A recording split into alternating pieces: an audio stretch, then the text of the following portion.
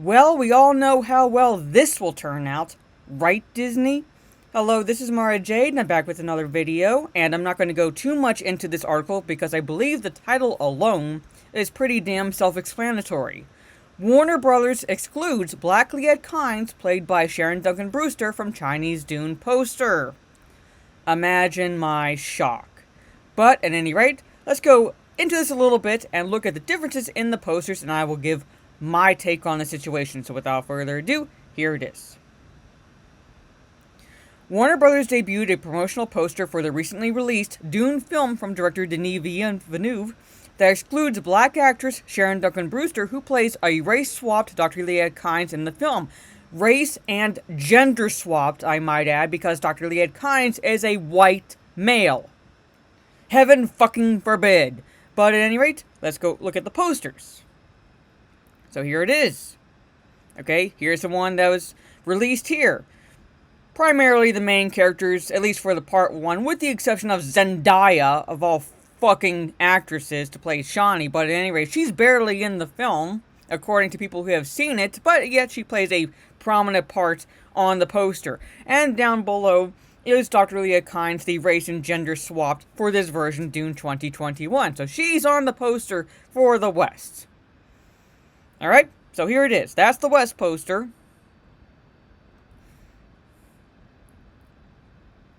And here's the one for China. Look who's missing.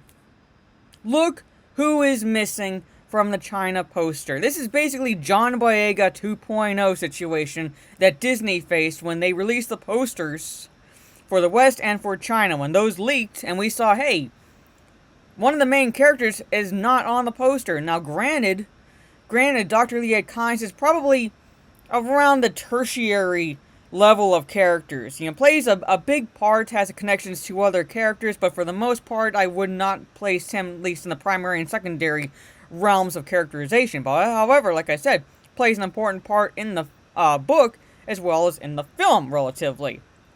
But is nowhere on the poster. And this, again reflects that Hollywood and the entertainment industry as a fucking whole is full of shit. They don't believe anything that they spout when they talk about diversity and inclusion and representation. No, all they're doing is virtue signaling to the Twitter mob in hopes of at least a pat on the back and at least one more day of reprieve from the cancel culture mob. That's it. That's about the extent of their beliefs when they talk about diversity, because if they really truly believe the shit that they peddled when they promoted movies like Dune and other films about how they are going to go the route of more inclusion, they wouldn't pander to China. They wouldn't pander to a country that still has concentration camps. But they do. Disney, Warner Brothers, other movie studios, they do that. So the entertainment industry is pretty much a flaming pile of shit at this point. Don't believe anything coming from their mouths. At least no rational person does. The Twitter mob, which really does not reflect reality whatsoever, but again, the entertainment industry is too stupid to fucking realize that. They're the ones who only care, but rational human beings, those who actually know the books. I've read the first book. I've seen the 1984 film with Kyle MacLachlan as Paul Atreides by David Lynch.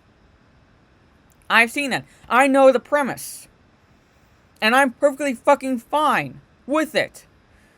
Rational people are fine. They see characters beyond the superficial qualities of skin color, gender, and sexuality. They want actual empathy and deeper connections than the Twitter mobs do. But Hollywood doesn't see that. They can't fucking see that for the life of them. But anyway, there's the two posters, and that's my 2 cents on the situation. So what do you all think of what Warner Brothers did? Warner Brothers, again, is proof that asshats can get ahead.